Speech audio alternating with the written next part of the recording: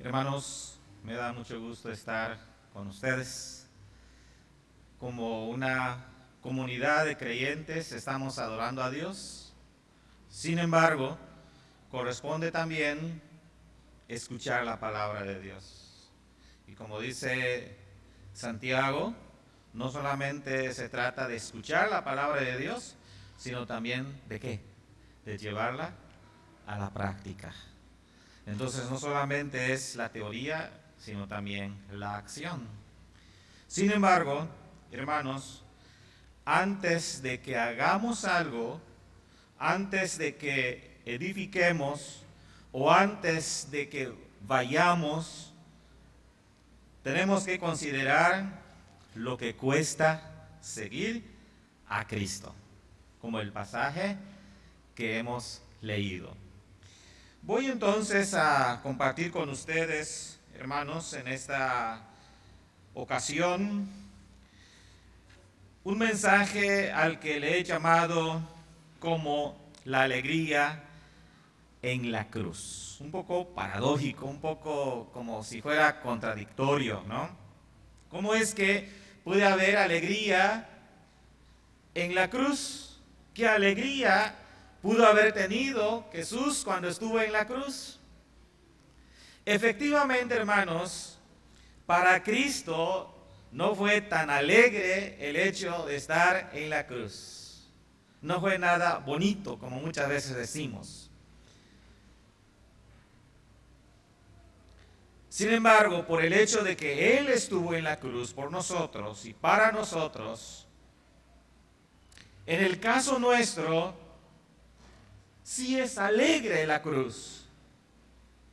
Para nosotros, la cruz nos trae alegría porque es para nuestra salvación.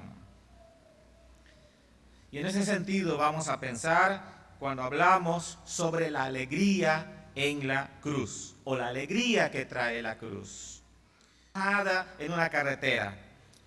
Está, por ejemplo, estacionado el vehículo o está yendo a una velocidad muy baja, también puede ocasionar siniestros. Así que, hermanos, en la vida no solamente se trata de correr hacia la cruz solamente por el asunto emocional, tampoco se trata de esquivar a la cruz. Que ninguno de los que estemos en este lugar digamos, bueno, yo voy corriendo la cruz así como fuere y como sea, porque me emociona. Tampoco que alguno diga, no, la cruz, seguir a Jesús, considerar la vida cristiana, no, todavía no.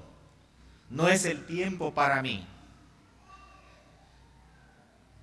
Hermanos, también quiero decirles que hubo un tiempo en que no se necesitaba considerar la cruz. En el principio de los tiempos no fue necesaria la cruz porque había una comunión con Dios. Eso nos lo enseña el libro de Génesis. Pero a causa del pecado de la humanidad y a causa de nuestro pecado, se hizo necesaria la cruz, como fue profetizado de alguna manera en el Antiguo Testamento. La buena noticia y las buenas nuevas para cada uno de nosotros en esta mañana es que Cristo ha ido a la cruz, ha caminado hacia la cruz.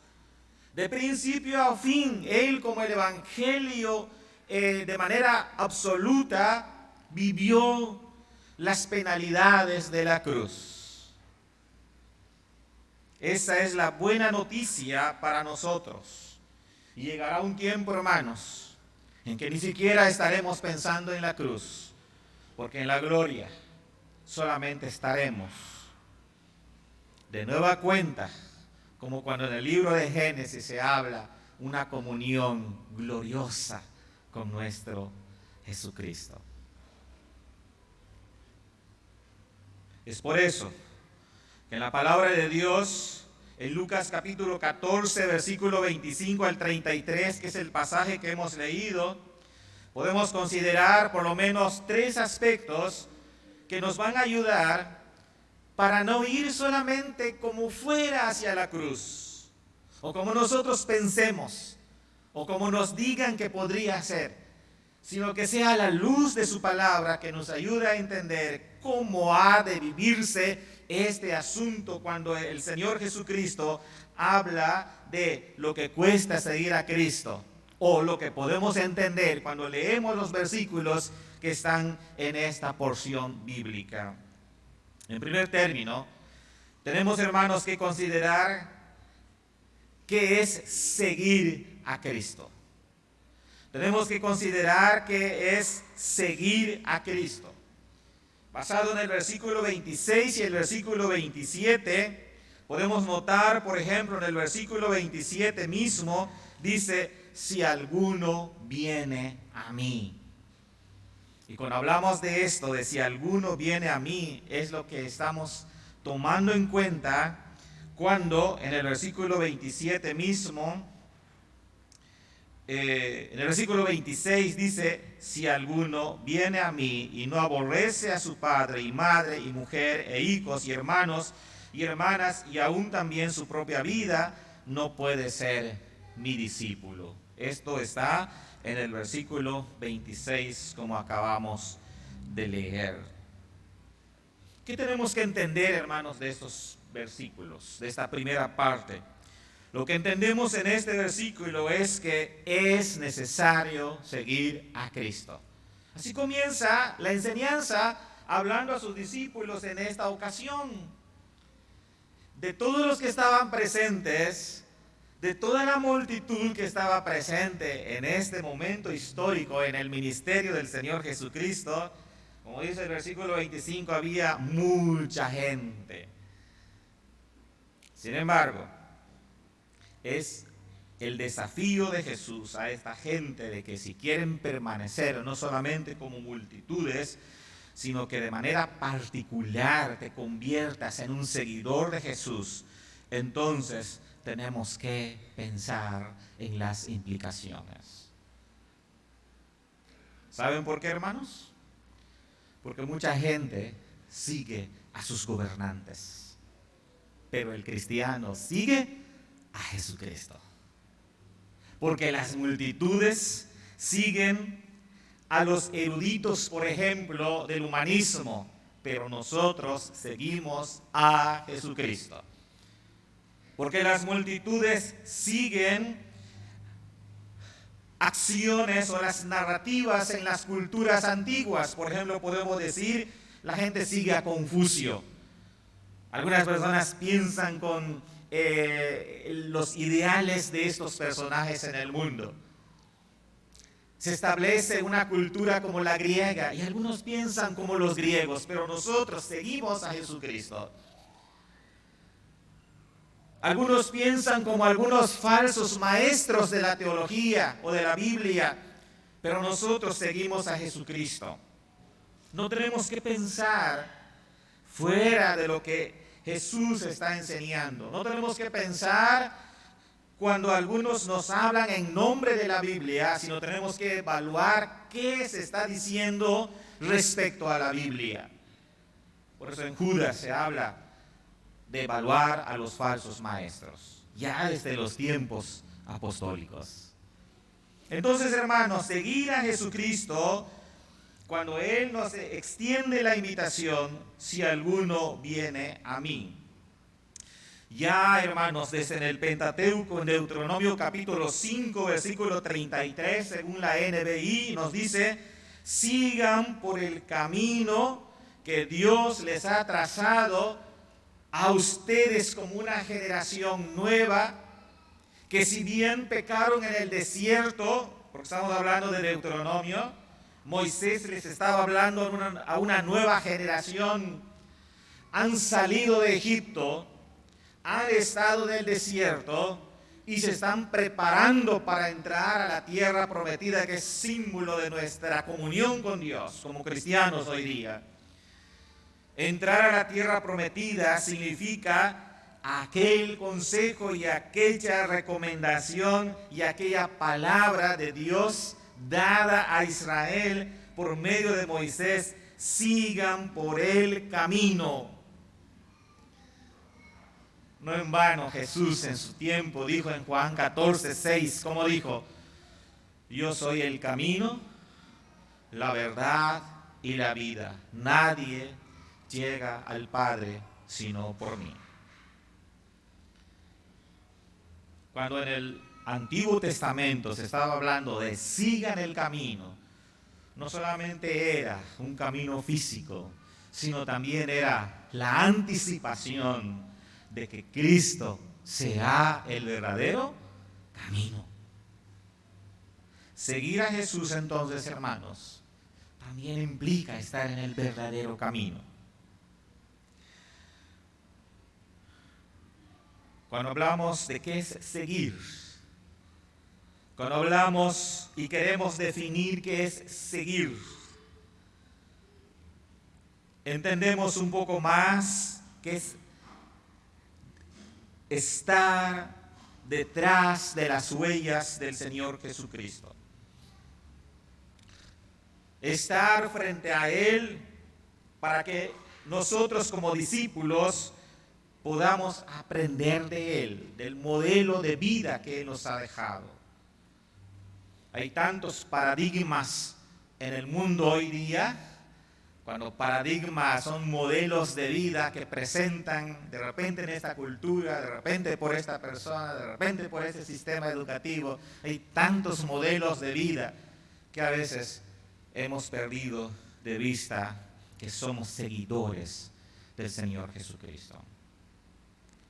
Por lo tanto, hermanos, les invito para que si ustedes han respondido al llamado de Dios por medio de Jesús, cuando dice, si alguno viene a mí, lo importante en esto, hermanos, como en un primer aspecto, elemento de seguir a Jesús, es ser parte de un grupo pequeño. No seas de las multitudes, sé parte de un grupo que responde, sí, Señor, yo quiero ir hacia ti. Nunca esquivar la cruz, tampoco correr como para decir, Señor, yo no me voy a escandalizar por ti, como Pedro dijo, ¿se acuerdan? Cuando Pedro dijo, es que aunque todos se vayan y aunque todos te abandonen, aunque todos te nieguen, ¿qué estaba diciendo Pedro con esa palabra tan rápida? Dice, maestro, yo no lo voy a hacer. Pero ¿qué creen que pasó en la vida de Pedro? Cuando vinieron las circunstancias, cuando vinieron las pruebas, cuando vinieron los problemas, cuando vinieron las burlas, cuando vino la persecución, cuando vino, tú también has estado con el Galileo, ¿verdad? ¿Qué dijo Pedro?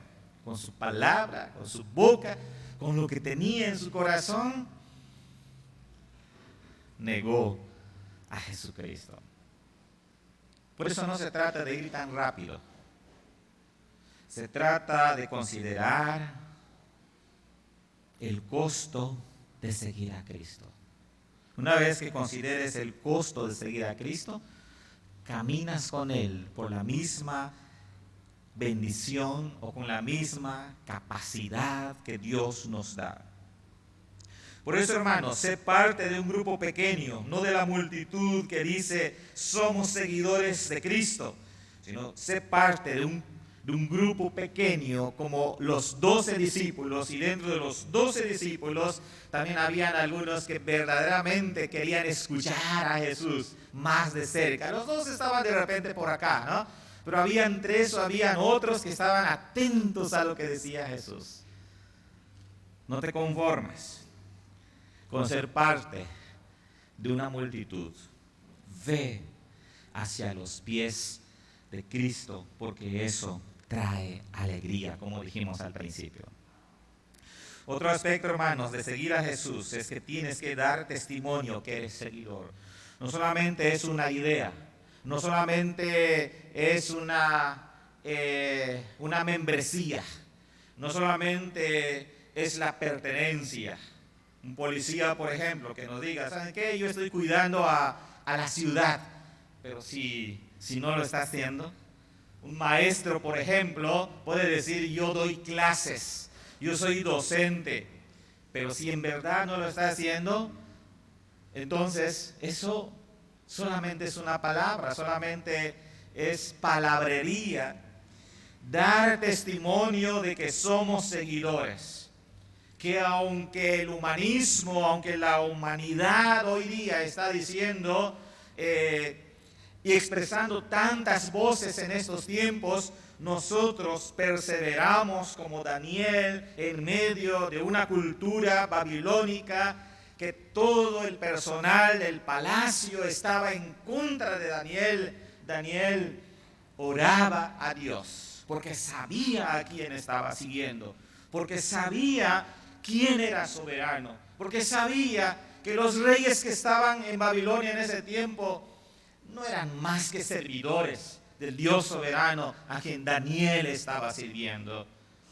Y así podemos mencionar a otros personajes en la Biblia que no solamente sabían que eran seguidores de Dios, sino que daban testimonio de lo que ellos eran en cuanto a su identidad como pueblo de Dios. Otro aspecto que podemos considerar cuando hablamos de seguir a Jesús es que tienes que evaluar si eres realmente un discípulo del Señor. Si tuviéramos, hermanos, aquí 10 preguntitas en cuanto al discipulado, ¿cuánto tendrías? Cuando una pregunta, por ejemplo, del discipulado es, el discípulo lee su Biblia. ¿Puedo ponerte una palomita? Tenemos aquí un checklist. ¿Lees la palabra de Dios?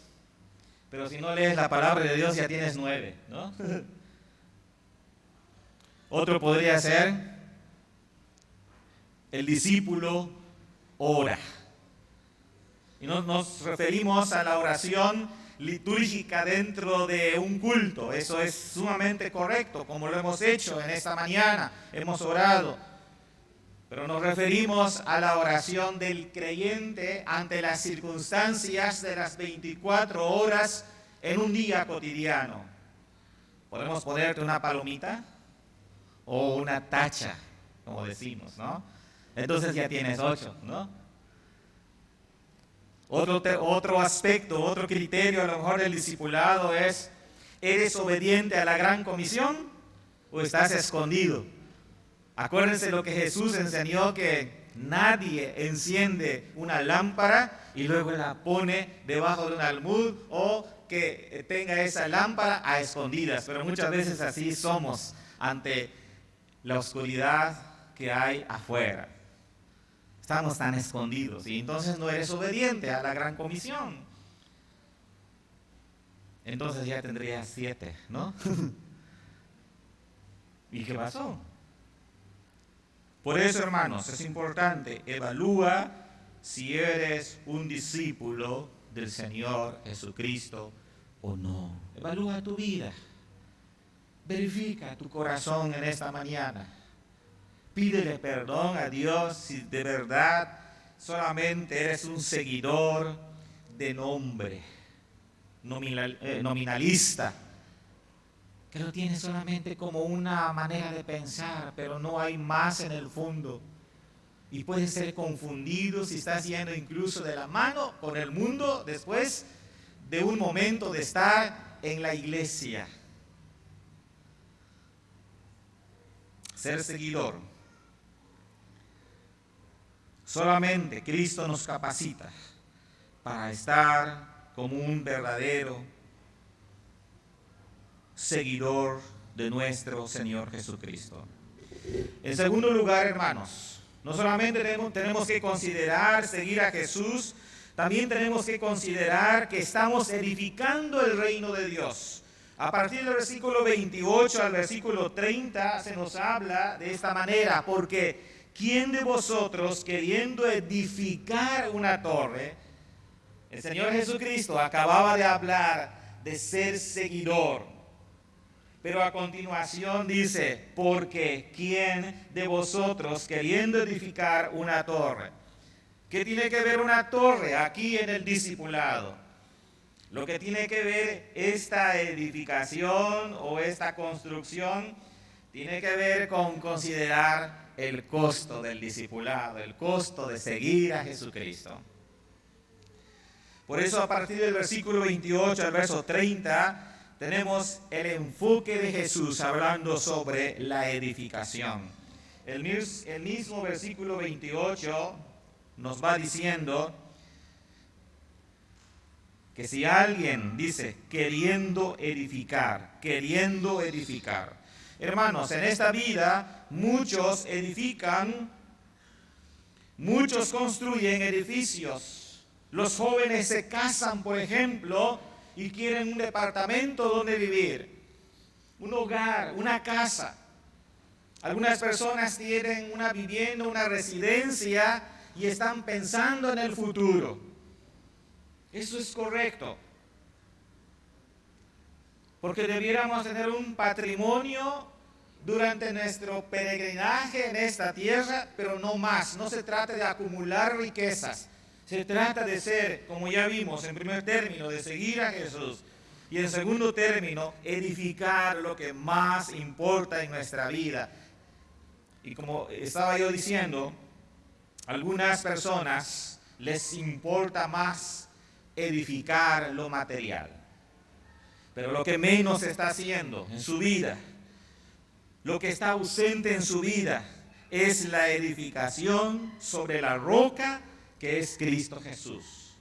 Edificar el reino de Dios, solidificar su vida en Cristo. No como una generación de cristal en la juventud hoy día, sino que sean hombres fuertes, cristianos fuertes, iglesia fuerte, iglesia fortalecida, familias fortalecidas. Pero lo que menos estamos haciendo es edificar vidas. Familias que no les interesa edificar la vida de sus hijos. ¿Pero qué es edificar? Edificar podemos considerar como, por ejemplo, nadie edifica una casa pensando que si viene un huracán o que si viene un temblor, pues decimos, ¿no? Bueno, pues que se destruya. Nadie se levanta para edificar una casa que esté sobre la arena. Todos edificamos. Y la palabra edificar, hermanos, en la raíz de esta palabra en la antigüedad, tenía que ver con materiales sólidos. Porque si no, no sería edificar. Sería a lo mejor otro rango de pensamiento, ¿no? Pero cuando se habla, la palabra edificar tiene que ver con material sólido. Nadie pudo haber edificado aquí este edificio si no nos protege de alguna cuestión desastrosa. Llueve, aquí estamos protegidos. Cuando habla Jesucristo, hermanos, de edificar aquí esta torre y lo que implica, en lo que sigue diciendo, se está hablando de material sólido.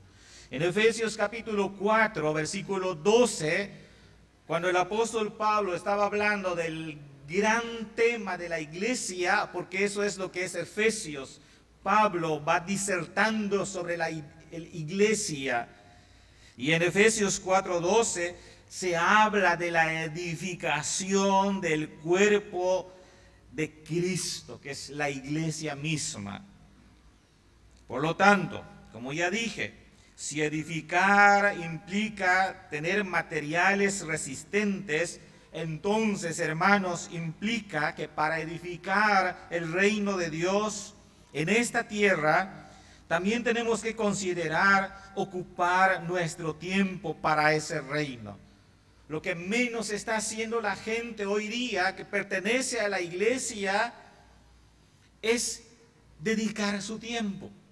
Entre las zonas de un país se distinguen contextos en los cuales los pastores están dedicando más tiempo a la iglesia o más tiempo en un trabajo complementario. Podemos pensar en la zona norte, en la zona centro, en la zona sureste. Y hay contextos geográficos en nuestro país y seguramente que en algunas otras partes del mundo donde los pastores están ocupados en el reino de Dios, pero hay otros que no lo están haciendo. Lo mismo también se puede hablar del liderazgo de la iglesia. El tiempo de un anciano es solamente dominical. Los cuerpos de gobierno, los líderes en los jóvenes de esta iglesia piensan hasta el domingo por la mañana lo que tienen que hacer durante el culto, o amaneciendo un lunes están pensando en la iglesia. Conozco a un anciano de iglesia cercano a mí que antes de comenzar a trabajar o antes de que pueda hacer alguna decisión, primero la iglesia local. Y estoy seguro que también en esta iglesia los líderes no solamente van a pensar anualmente en la iglesia o semestralmente en la iglesia, van a pensar todos los días en la comunidad de creyentes, en esta iglesia, lo que continúa al día siguiente. Que Dios bendiga a todo líder, a todo pastor, a todo presbiterio, a todo sínodo que piensa en la iglesia, que edifica la iglesia, que le interesa más la unidad de la iglesia que generar conflictos en su contexto. Que Dios pueda bendecirles, hermanos, de manera constante, para que, implicando seguir a Jesús, como dijimos en primer término, y en segundo término es construcción. Aceptar el exhorto de Jesús cuando dice: porque ¿quién de vosotros, queriendo edificar una torre, no se sienta primero y calcula los gastos a ver si tiene lo que necesita para acabarla? El Señor Jesús nos exhorta para pensar en el costo. No son cursos, no son teorías, no son palabrerías, sino que la capacidad que nos da el Espíritu Santo para poder ser iglesia es suficiente. Lo demás puede venir después. Ante esto, hermanos, como he estado diciendo, ocupen su tiempo por la verdadera edificación, que son edificar vidas. Por otro lado, también, hermanos, como un aspecto siguiente, cuando hablamos de la segunda enseñanza, o edificas o te están edificando. ¿Ya? O edificas o te están edificando. Es decir, conociendo tú la palabra de Dios, o la comunicas, o las filosofías humanas te van a estar comunicando lo que ellos piensan. ¿Ya? Tú que conoces la palabra de Dios, si no la comunicas, alguien más está comunicando su reino, su imperio. Ustedes lo saben, así siempre. O Israel daba testimonio de Dios, o venían los demás para imponer sus ideologías. ¿No es verdad? Por eso, hermanos, o edificas o te edifican. Y lo importante aquí es que Cristo dijo que la iglesia no perecerá frente a la muerte. La iglesia siempre va a prevalecer. Pero se considera que tú debes tomar en cuenta el costo del discipulado. Y lo que hemos mencionado apenas en primer término es pensar muy bien si somos seguidores de Cristo. Y en segundo, pensar muy bien si estamos edificando la iglesia con la dirección de Dios o no. En tercer lugar, hermanos, hemos hablado de ser verdaderos seguidores de Cristo. Hemos hablado de ser verdaderos edificadores de la iglesia o del reino de Dios. Pero en último lugar, estaremos hablando de presentar pelea. presentar nuestra fuerza con la capacidad que Dios nos ha dado a hacer frente. Y esto lo decimos porque a partir del versículo 31 hasta el versículo 33, en el versículo 31 dice, ¿o qué rey? Recuerden que Jesús estaba hablando del discipulado, de ser seguidor. Pero a partir del versículo 31 dice, ¿o qué rey al marchar a la guerra contra otro rey no se sienta primero y considera si puede hacer frente con 10,000 al que viene contra él con 20,000? Y a continuación sigue hablando de esta manera de avanzar. En el Antiguo Testamento, cuando Israel tenía que avanzar, implicaba la guerra física. Pero en el Nuevo Testamento, cuando se trata de que el reino de Dios avance, ya no es con la guerra física, sino es con el poder de la palabra de Dios. La palabra de Dios es suficientemente poderosa, viva y eficaz para transformar una vida, para transformar otra vida, para guiar a nuestros hijos en la siguiente generación cuando nosotros no estemos sobre la verdad. Verdad total, no verdad relativista, porque ni siquiera sería verdad, ¿no? El relativismo que enseña que ahora esto es verdad y mañana ya cambia, ¿no? Sino edificado sobre la verdad total. Pero para eso necesitamos considerar ese costo. Necesitamos considerar, como les estoy diciendo en tercer término, pelea. Pero no es una pelea física, sino es un hacer frente o hacer guerra con menos. Es decir, aunque somos pocos en el mundo, pero podemos avanzar. De allá se trata el crecimiento que tenemos en el libro de los Hechos. Era uno solo, Jesucristo, sus 12 discípulos, los 120 que estaban esperando como hombres y mujeres fieles en el aposento alto en Hechos capítulo 2, pero eran fieles. No eran 1,000,000, eran 120 personas que estaban esperando con fidelidad el cumplimiento de la promesa de Jesús cuando dijo, esperen y vendrá el Espíritu Santo. Y en Hechos 1:8, ¿qué tenemos? Cuando se nos habla en Hechos 1:8, que ese conjunto de personas fieles, si quieren ser testigos de la palabra de Dios, el Espíritu Santo, ¿qué? Les dará total capacidad. Y se convertirán en testigos de aquello que creen, porque Cristo los ha llamado. Por eso, hermanos, no hacemos frente a las tinieblas, solamente nosotros hacemos frente con la verdad. Ellos son muchos, aunque nosotros somos pocos, pero avanzamos haciendo frente.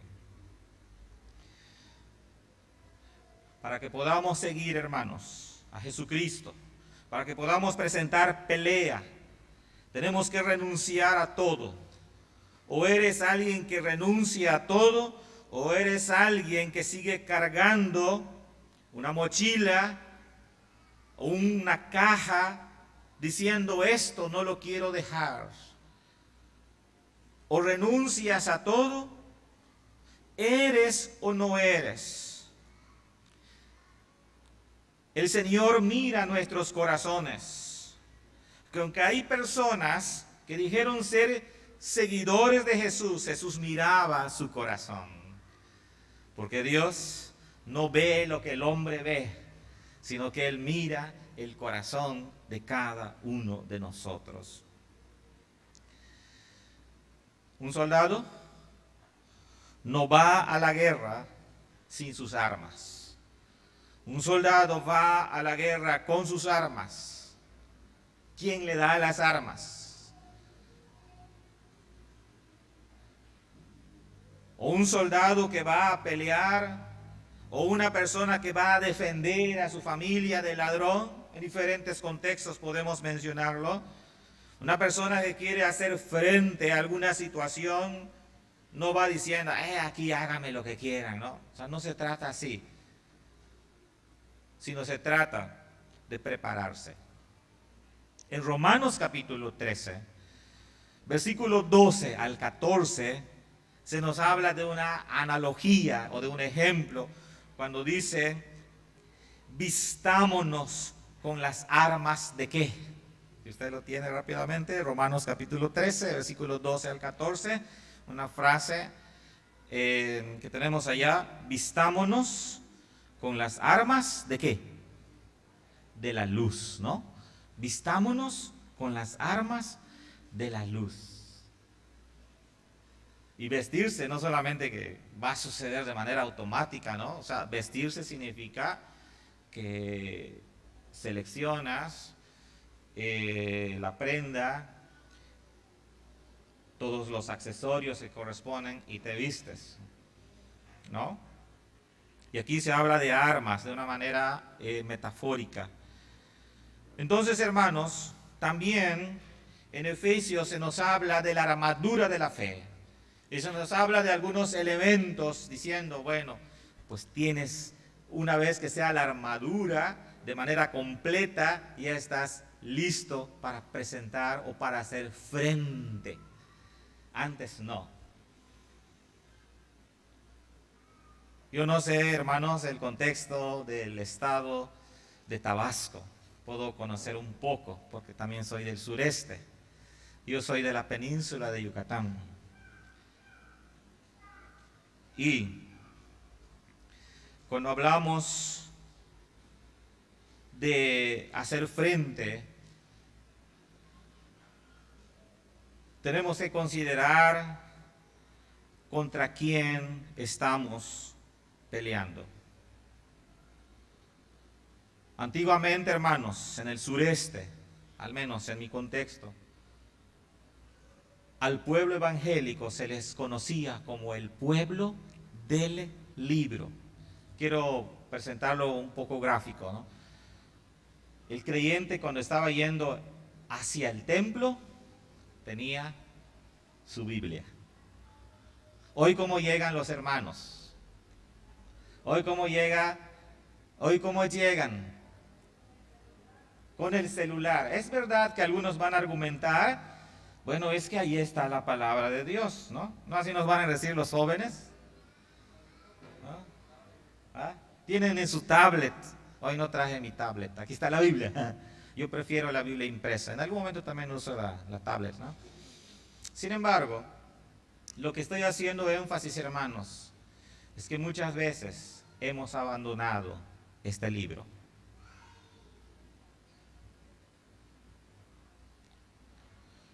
Los líderes del esfuerzo cristiano o de los ministerios juveniles en los años 70 y en los años 80 te podrían decir el Salmo 23, el Salmo 150.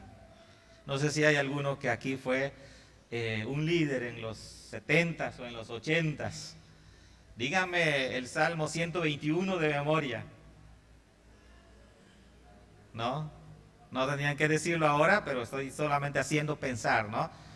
Pero los jóvenes en ese tiempo sabían incluso el Salmo 1, el Salmo 8, el Salmo 117 y así otras porciones de la Escritura. Claro, esto es diferente en distintos contextos, ¿no? Pero estoy procurando enfatizar que no debemos, hermanos, ni en esta generación, ni en la siguiente década, ni en la siguiente centuria, alejarnos del libro que Dios nos ha dado.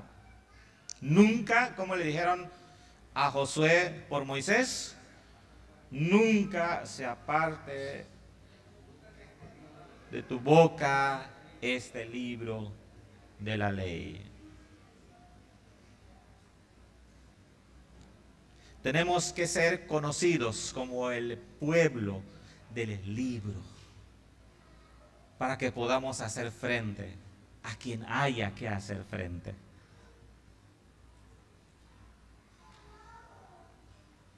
Por lo tanto, hermano, iglesia presente, pastor, oficiales de esta iglesia, grupos de trabajo de esta iglesia o ministerios de esta iglesia, considera que estás en una lucha. Considera que estás en una pelea en la que Cristo es nuestro capitán.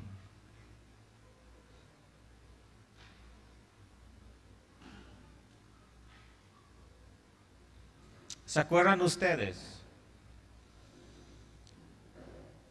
cómo fue derrotado Jericó? ¿Tenían armas o no tenían armas los del pueblo de Dios? Sí tenían armas, ¿no? Era un pueblo guerrero, ¿no? Era Josué. Tenía que tomar la tierra prometida. Pero ¿saben qué finalmente y cómo fue derrotado Jericó? ¿Con las armas? No. Solamente fueron obedientes a lo que Dios dijo. Unos se están preguntando, ¿no pueden ser 5 vueltas? ¿Se acuerdan? ¿No? Porque tenían que dar vueltas completas, ¿no? No, pues es que dar estas vueltas, no podemos hacer 100 vueltas para que sea más rápido, ¿no? Pero no se trata de proponer a Dios cómo debe ser obtenida la victoria.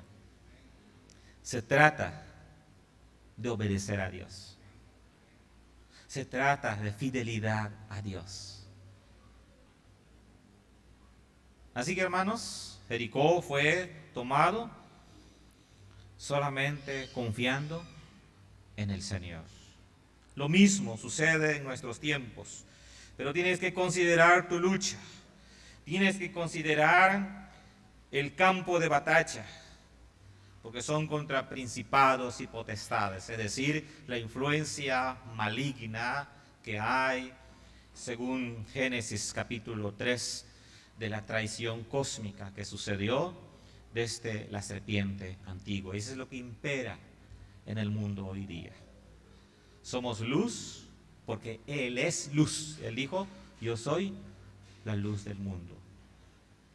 Y con eso tenemos que alumbrar. Por eso, hermanos, considera cuál es tu pelea actual. Por otro lado, establece criterios, porque estás en una pelea santa. Establece criterios basados en lo que se nos habla en la palabra de Dios, en el pasaje clave, cuando dice, o qué rey al marchar a la guerra contra otro rey no se sienta primero, tiene que ser estratégico. En ese sentido estoy diciendo, establece criterios. Hermanos, hay algunos que ante una enfermedad tienen que doblar sus rodillas, cuando otro está diciendo, yo estoy celebrando el nacimiento de mi hijo, por ejemplo. ¿Por qué uno está alegre y por qué otro está llorando? Porque tenemos diferentes circunstancias. Hay iglesias que están celebrando a Dios como este culto. Hay iglesias que tienen conflictos. Diferentes circunstancias. Pero en ninguna circunstancia somos llamados para desobedecer a Dios. En ninguna prueba, en ninguna circunstancia, en ningún conflicto somos llamados para desobedecer a Dios. Establece criterios entonces, siéntate como líder de la iglesia para encontrar cuál es la estrategia a seguir, porque estamos en una avanzada de victoria. Otro aspecto, hermanos, que tenemos en esta última enseñanza es que evalúa tu renuncia al mundo. Como dije hace un momentito, evalúa tu renuncia al mundo. Por favor, evalúa si eres mundano, si eres profano o eres santo. Se nos habla en la iglesia de Cristo caminando hacia la santidad. ¿Qué tanto pecado hay en tu corazón? ¿Qué tanto mal pensamiento hay en tu corazón? ¿Qué tanto qué tan feo es tu corazón, o qué tanto has caminado hacia Dios, qué tanto anhelas la santidad de Dios, el crecimiento en Cristo, qué tanto anhelas su palabra, qué tanto anhelas participar del sacramento cuando hay un sacramento. Evalúa si has renunciado al mundo o no has renunciado al mundo actual. Por lo tanto, ya finalizando, hermanos, no solamente tienes que considerar ser un verdadero seguidor de Cristo, también debes considerar edificar el reino de Dios. No se vale solo decir yo soy cuando se trata del trabajo y no te encuentras. No se trata solamente de anunciar que eres seguidor y no se trata solamente de edificar también, si no estás edificando sólidamente el reino de Dios.